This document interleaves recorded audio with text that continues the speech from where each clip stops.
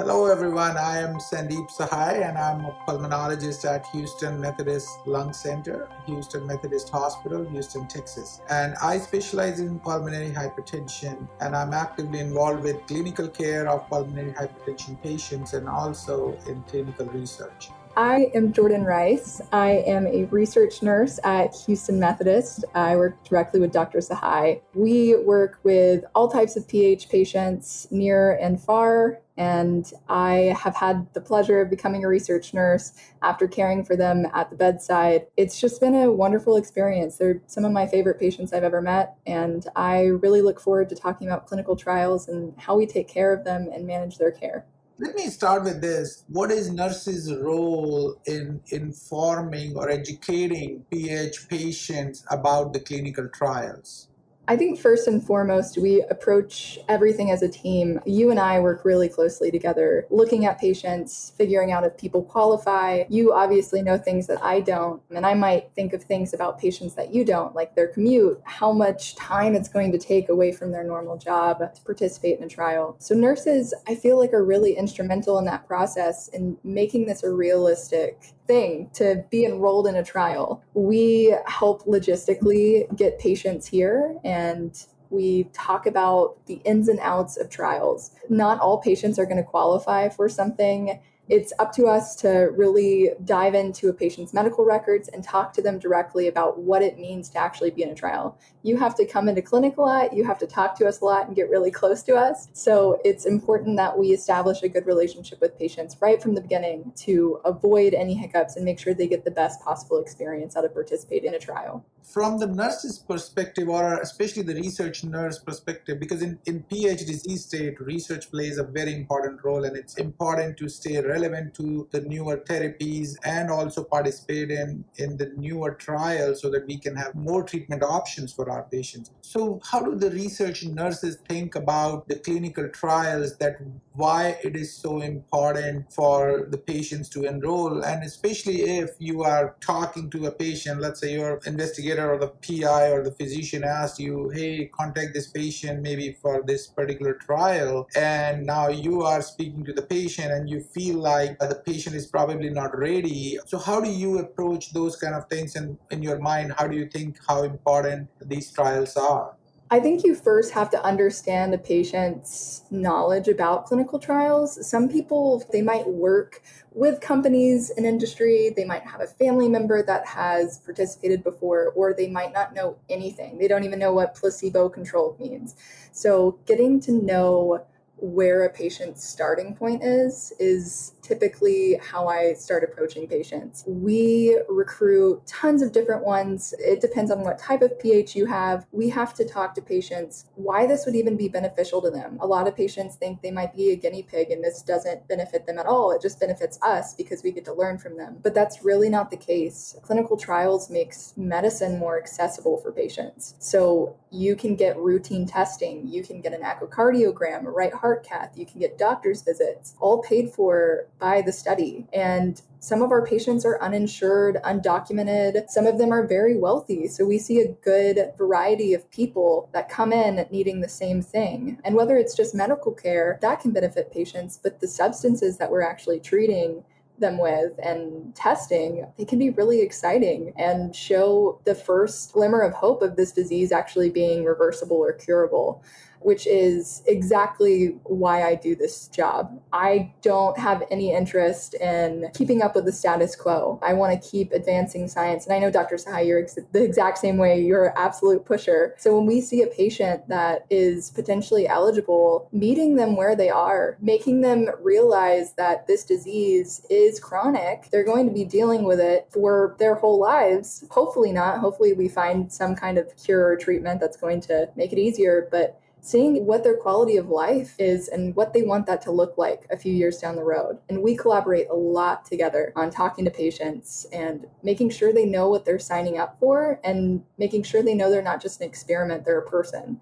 These drugs that we're testing are exciting to us, but I hope they're equally as exciting to the patients we talk to. Whether they have the time to participate or not, I just want to open people's minds about research when I have those conversations. In your experience, when you talk to these patients, especially about the clinical trial enrollment, have you encountered that there are some obvious barriers? In your experience, what did you find that is the most common cause for them to decline? Or if you have something like that in your mind, then how we could do better in that to encourage them to participate in the trials? Every single one of our patients is human, so they typically have a job, and some of them have kids. Some of them are living far away. So we have to be realistic in how a trial can fit into their life. Sometimes trials can be every few weeks, sometimes it's once a month. It really just depends on what trial we're talking to them about. And we're also strategic in the trials that we offer to them. I'm not going to offer a trial that you have to be here every single week for somebody that has 4 kids and a full-time job and is a single mom. That's not going to work for them. However, there are exceptions that we can make and workarounds we can do in order to make these trials work for patients as well. So if a patient, they live 5 hours away, we can put them in a hotel room the night before. We can do an early visit. We can do a late visit. We stay well after the 9 to 5 or well before the 9 to 5. So being able to tackle those barriers with patients is instrumentally important. We can't just tell patients, Monday at 8 a.m., you have to be here and no exceptions. We really have to work with them. And also, our patients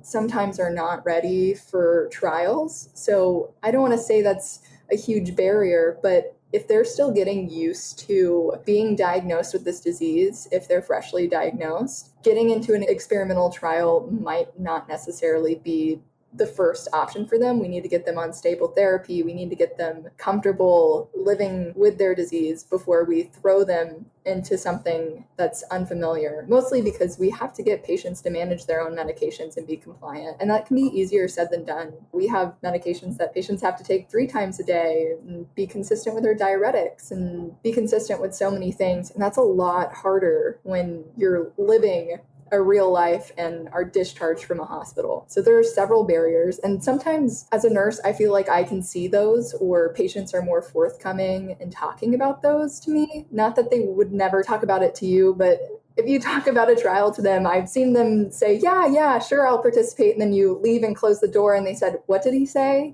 I didn't really understand that. Can you explain that more? I feel like I can benefit patients in that way. I just have a different perspective, and you are rushing around a lot and you don't have a ton of time. So I feel like I can fill those gaps a lot, and it makes us a really great team.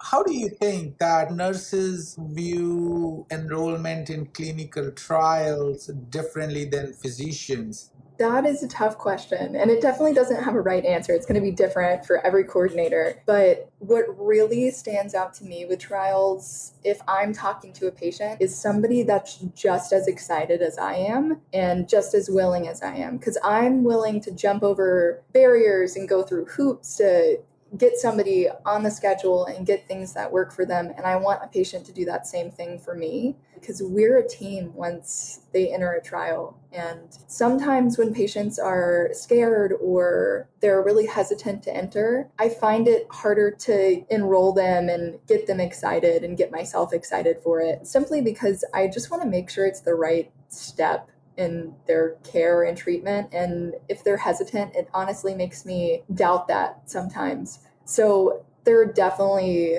more issues that come up and more things that we look for in patients, but really that excitement and wanting to participate in research is something that I think is so important, and I would love for my patients to think that same exact thing. What do you enjoy most about working with or treating PAH patients? PAH patients are really special. And if you work with them or if you are one, you probably know the resiliency that you have to have to, one, be diagnosed with a chronic progressive disease, and two, to live with it. Whether you're on oral therapies or you're doing something like subcutaneous Remodulin, you have to just be very aware of your care and very in tune with how you feel and be an advocate for yourself. Sometimes these patients are just dealt the worst cards. We've had several patients that tested positive for COVID at the beginning of the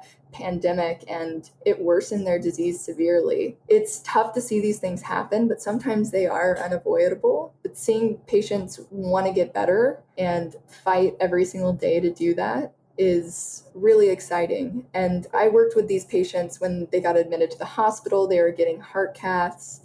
Some of them were decompensating and needing treatment in ICU. And I've never seen so much fight in a group of people. And especially since a lot of our patients are rather young and mostly women, it seems like a group that I can relate to. But also every other patient that we have, male or female, young or old, they all seem so just strong. That's the best word I could use. And you probably understand that resiliency yourself. I just really do love treating them so much and working with them. And I wish one day I don't have a job because we cure this disease. It's easier said than done, but I hopefully think we're going to do it one day.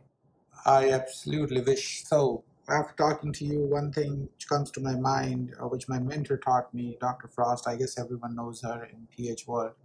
Always remember that your clinical trial should be the right fit for your patient, and your patient is the right fit for the clinical trial. So every time, whenever I think of a patient in a clinical trial, I just sit back for a minute and just think about, like, is this trial going to benefit my patient, and is the trial going to get benefit by enrolling this patient? These are two different things, and I'll be very honest, it took me a little time to really understand this difference. It sounds similar, but it is not actually. I think whether or not you're participating in a clinical trial, you really have to take charge of your care. We see patients that do this and don't do this, and the people that do it and take charge of their care and learn and absorb all of the information we give them, they do tremendously better. And that goes with clinical trials as well. You can be passive in your treatment and you can just follow through the motions, but if you sit down and listen to everything we say and use this as resources and ask questions and navigate support groups online and use resources online, I really do feel like you'll do better because it makes you feel like you're in control of something that's absolutely uncontrollable. I wish I could help every single patient and make everything better, but patients really need to do that for themselves as well. They're their biggest advocates, and as much as I want to advocate for everybody, it's not as easy said than done. With clinical trials, if you have not participated in one or you're a patient listening, I would just look into some information. You can ask your doctors, you can ask nurses that you regularly see. Usually they're available at larger institutions. So if you're not near a large institution or that's not as accessible, there can still be options with that. So they really do change lives, and not all of them are successful and become FDA approved drugs. However, I still think there is value in participating in a trial, even if that's not the case, because one, you can get that medical care, and two, you form this relationship with staff that I think is instrumental to learning and being successful in coping with this disease on your own. Because patients, they come into the hospital for treatment and we expect them to be competent and know everything once they're discharged, know how to manage their care outside of the hospital and mix their medications if you're on a prostacyclin. And that's not realistic. You have to have other ways of learning. You have to have mentors. You have to have people that are in your corner and supporting you. And we can definitely be those people for patients. I really need patients to be those people for themselves sometimes too. I want to support them and make everything better, but being able to learn and be a sponge is going to just change your life. We have so many different patients that either do well or they don't. There's no common denominator between all of them, but I really do think if you're always open to learning and really want to learn consistently and take charge of your care, you're going to do as well as you can. And we can definitely make that possible, especially with trials. I hope this helps our patients understand about the clinical trials a little bit more. I am Dr. Sandeep Sahay. And I am Jordin Rice, and I'm aware that our patients are rare.